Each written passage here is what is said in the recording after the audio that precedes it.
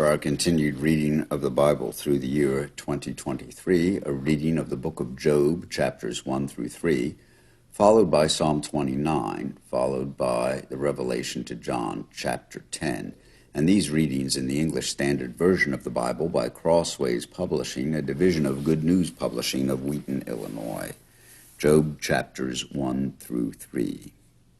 There was a man in the land of Uz, whose name was Job.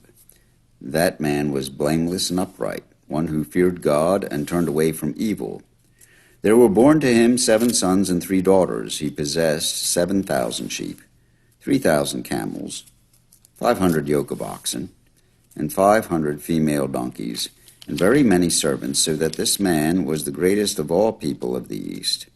His sons used to go and hold a feast in the house of each one on his day, and they would send and invite their 3 sisters to eat and drink with them.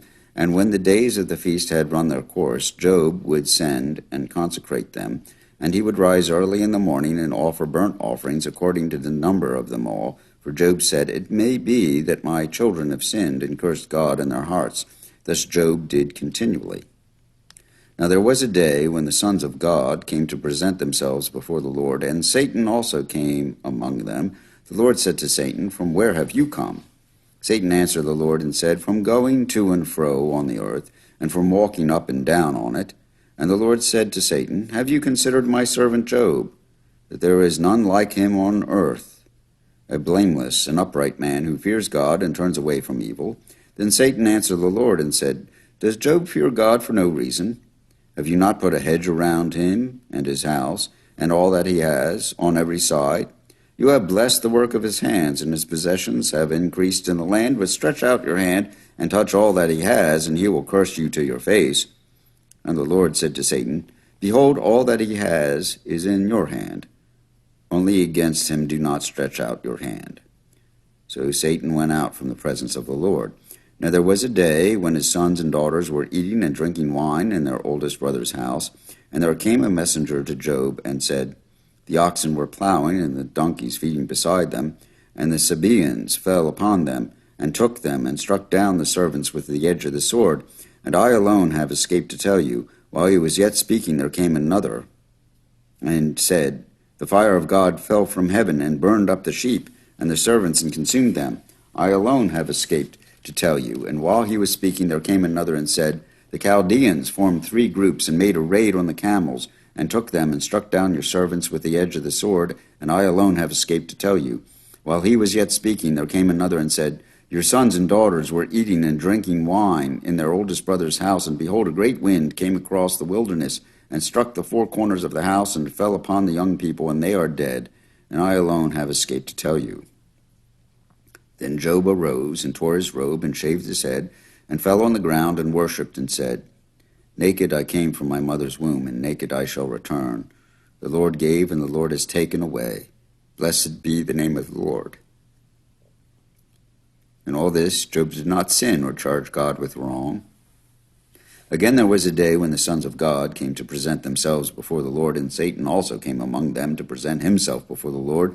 And the Lord said to Satan, "From where have you come?" Satan answered the Lord and said, "From going to and fro on the earth, and from walking up and down on it." And the Lord said to Satan, "Have you considered my servant Job, that there is none like him on earth, a blameless and upright man, who fears God and turns away from evil? He still holds fast his integrity, although you incited me against him to destroy him without reason." Then Satan answered the Lord and said, "Skin for skin. All that a man has he will give for his life, but stretch out your hand and touch his bone and his flesh, and he will curse you to your face." And the Lord said to Satan, "Behold, he is in your hand, only spare his life." So Satan went out from the presence of the Lord, and struck Job with loathsome sores from the sole of his foot to the crown of his head, and he took a piece of broken pottery with which to scrape himself while he sat in the ashes. Then his wife said to him, "Do you still hold fast to your integrity? Curse God and die." But he said to her, "You speak as one of the foolish women would speak.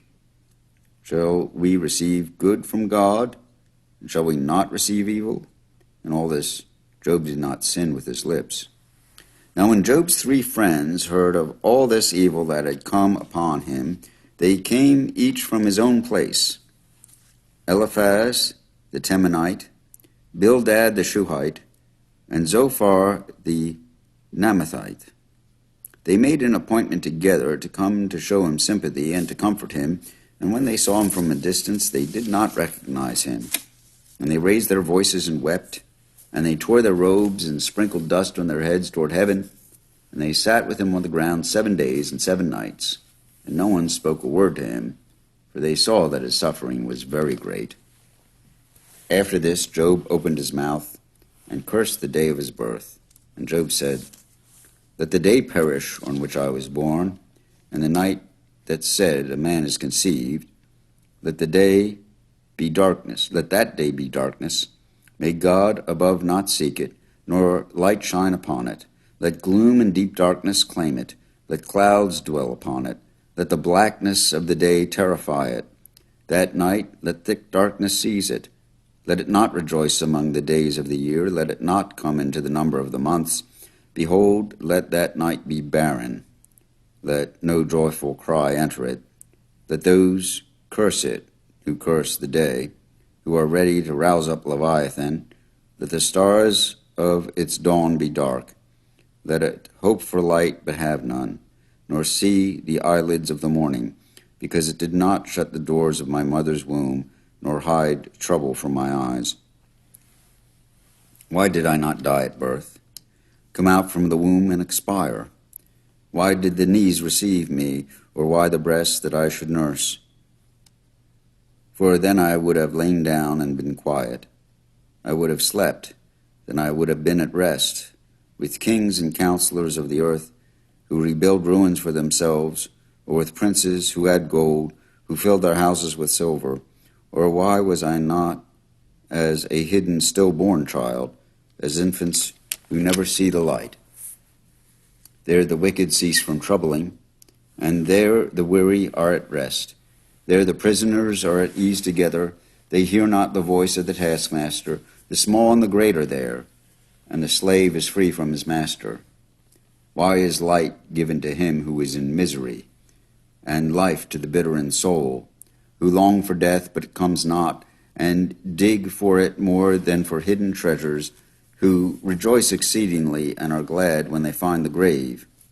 Why is light given to a man whose way is hidden, whom God has hedged in? For my sighing comes instead of my bread, and my groanings are poured out like water. For the thing that I fear comes upon me, and what I dread befalls me.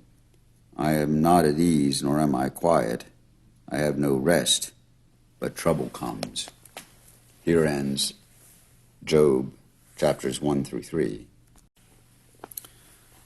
Psalm 29. Ascribe to the Lord, O heavenly beings, ascribe to the Lord glory and strength. Ascribe to the Lord glory due his name. Worship the Lord in the splendor of holiness. The voice of the Lord is over the waters. The God of glory thunders. The Lord over many waters. The voice of the Lord is powerful. The voice of the Lord is full of majesty. The voice of the Lord breaks the cedars. The Lord breaks the cedars of Lebanon. He makes Lebanon to skip like a calf, and Sirion like a young wild ox. The voice of the Lord flashes forth flames of fire. The voice of the Lord shakes the wilderness. The Lord shakes the wilderness of Kadesh. The voice of the Lord makes the deer give birth, and strips the farthest bare, and in his temple all cry glory. The Lord sits enthroned over the flood. The Lord sits enthroned as king forever. May the Lord give strength to his people. May the Lord bless his people with peace. Here ends Psalm 29. The revelation to John, chapter 10. Then I saw another mighty angel coming down from heaven, wrapped in a cloud, with a rainbow over his head, and his face was like the sun, and his legs like pillars of fire. He had a little scroll open in his hand, and he set his right foot on the sea and his left foot on the land, and called out with a loud voice, like a lion roaring. When he called out, the 7 thunders sounded. And when the 7 thunders had sounded, I was to write. But I heard a voice from heaven saying, "Seal up what the 7 thunders have said, and do not write it down." And the angel whom I saw standing on the sea and on the land raised his right hand to heaven, and swore by him who lives forever and ever, who created heaven and what is in it, the earth and what is in it, and the sea and what is in it, that there would be no more delay, but in the days of the trumpet call, to be sounded by the seventh angel, the mystery of God would be fulfilled, just as he announced to his servants the prophets. Then the voice that I had heard from heaven spoke to me again, saying, Go take the scroll that is open in the hand of the angel who is standing on the sea and on the land. So I went to the angel and told him to give me the little scroll, and he said to me, Take and eat it. It will make your stomach bitter, but in your mouth it will be sweet as honey.